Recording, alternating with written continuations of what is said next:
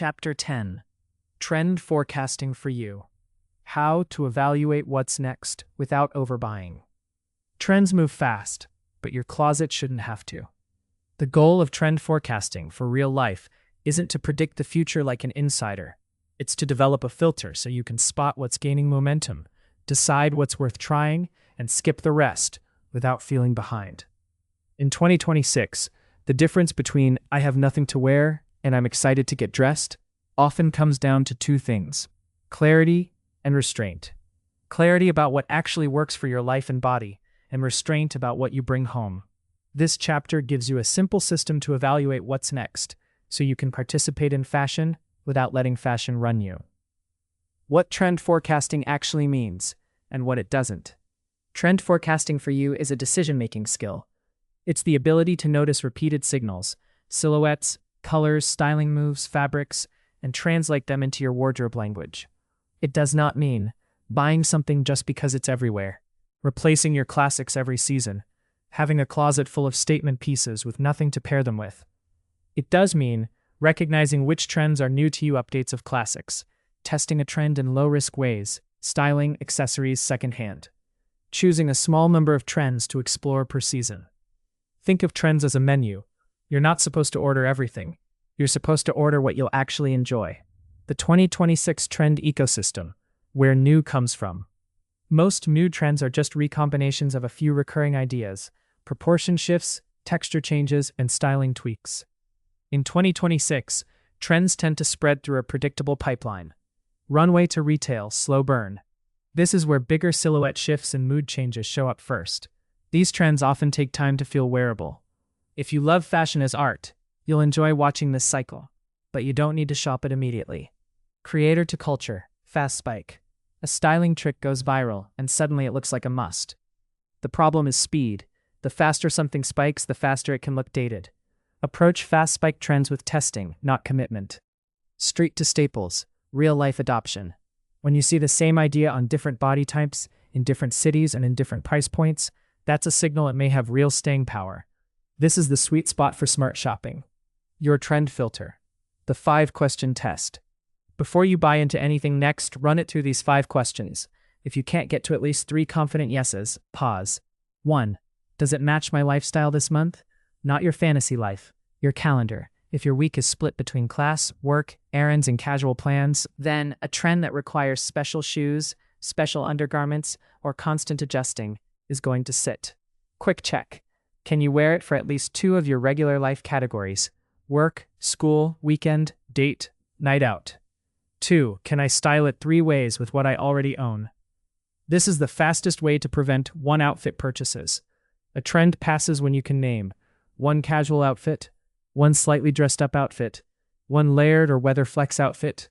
If you need new shoes, a new bag, and a new top to make the trend work, the trend isn't the problem. The cost of entry is. 3. Does it flatter me in the way I want to feel? Flattering isn't about hiding. It's about alignment. Do you feel like yourself and like your best self? Ask.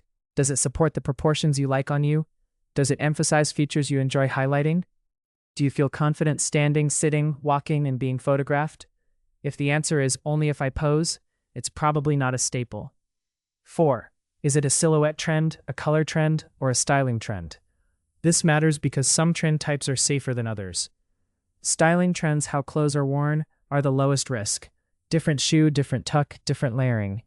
Color trends are medium risk. They can be bold, but a single item can refresh a closet. Silhouette trends are highest risk. They're the most visible and most likely to date.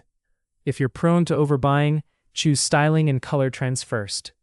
5. What's the exit plan? Before you buy, decide what happens if you stop loving it. Can it be resold easily? Can it be altered into something more classic?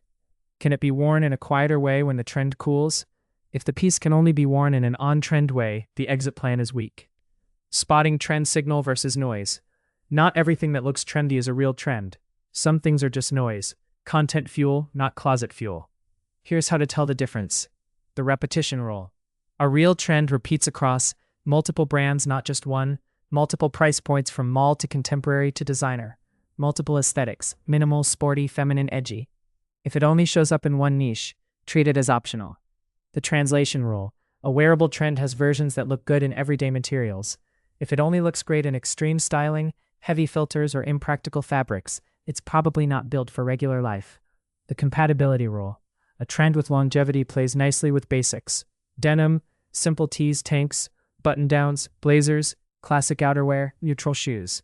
If it fights everything you own, it's not a you trend. The trend budget. How many trends should you actually buy? A closet that feels current rarely needs more than 2 to 4 trend updates per season. And you'll feel like your wardrobe is unstable, like nothing stays relevant long enough to become your look. A practical 2026 framework. The 70-20-10 wardrobe balance. 70% your core, classics, best colors, best fits. 20% modern staples, updated basics and silhouettes you can repeat. 10% true trends, the fun, the experiments. If you love trends, you can shift to 60-25-15, but keep a cap. Your style needs a backbone. Try before you buy strategies that still feel fashionable. You don't have to purchase a trend to participate in it. Use the style swap. Instead of buying a new item, change one styling variable. Swap your shoe silhouette. Change your bag shape. Add a belt to shift proportion. Layer differently, shirt under knit, blazer over hoodie, etc. One styling swap can make your whole closet look newer. Choose a trend and an accessory first. Accessories are lower commitment and often more flexible across outfits. If you're uncertain, test the vibe with earrings or a necklace shape, a belt, a bag in a trend color, sunglasses shape. If you wear it constantly for a month, you've earned the right to consider a clothing piece. Rent, borrow, or secondhand, the maybe. For higher risk items, unusual silhouettes, bold prints, very specific moment pieces, get a version that doesn't have to live in your closet forever. This is also how you learn what you truly enjoy versus what you only like on someone else. The 2-week rule for fast spikes. If you see a micro trend everywhere and feel the urge to buy it immediately, wait 2 weeks. If you still want it after 2 weeks and you can style it 3 ways, proceed. If not, you just saved money and closet space. Building your personal forecast. Know what you always return to. Your best trend decisions come from knowing your pattern, what you repeatedly reach for regardless of what's in. Make a quick list. Your most worn silhouettes, fitted top plus wide leg, oversized top plus slim bottom, your go-to shoe types, your safe colors, and your thrill colors, your comfort boundaries, necklines, hemlines, fabrics. Then translate trends through that lens. If your style leans clean and tailored, you can still explore 2026 trends, but you'll choose the sleeker versions. If you love romantic or playful dressing, you'll pick trend details that amplify that. Texture, drape, accessories, rather than forcing yourself into a totally different persona. The point isn't to chase trends. It's to let trends serve your signature. The classic +1 rule, the easiest way to look current.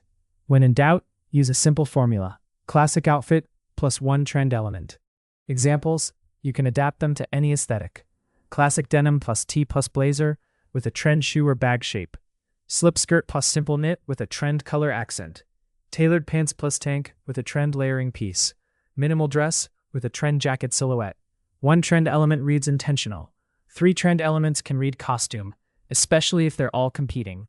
Smart shopping guardrails that prevent overbuying. Overbuying usually isn't about lack of taste, it's about lack of guardrails in the moment. Use these boundaries. Create a trend wishlist note, not a cart. Keep a running list of trends you like, but don't immediately shop them. Add what you like about it, what you'd wear it with, where you'd wear it. If you can't fill those in, it's just aesthetic entertainment. Set a per-season trend cap. Decide your number, maybe 2 trend items or 1 trend item plus 2 accessories. A cap forces you to pick what you actually love instead of collecting kind of pieces. Avoid duplicate trend buys. If you already own one version of the trend, even an older one, don't buy another until you've worn the first one at least 5 times. This prevents the 3 similar tops, none feel right cycle. Sometimes the best way to look current is to replace a worn-out basic with a better version that matches today's proportions. Same category, fresher cut. That's not overbuying. That's strategic editing. When to say yes. The 3 green light trends. Some trends are especially worth adopting because they integrate smoothly and improve outfit options. Trends that improve proportion. If a trend helps you balance outfits, making legs look longer, shoulders more defined, Waste more intentional. It will likely earn repeat wears. Trends that increase versatility. A trend that works across multiple settings, day to night, casual to polished, is a strong yes. Versatility is the opposite of clutter. Trends that match your style archetype. If you already know your core aesthetic from earlier chapters, prioritize trends that feel like a natural extension of it. You'll wear them longer, and they'll look like your signature rather than a temporary costume. The takeaway: forecast like a stylist, not a shopper. Trend forecasting doesn't require insider access. It requires attention, patience, and a personal point of view. Notice patterns, test with styling, buy with a plan. Keep your closet anchored in classics and modern staples, then sprinkle in just enough trend to feel current and energized. In 2026, the most stylish women aren't the ones who buy the most. They're the ones who know exactly what to ignore and exactly what to repeat.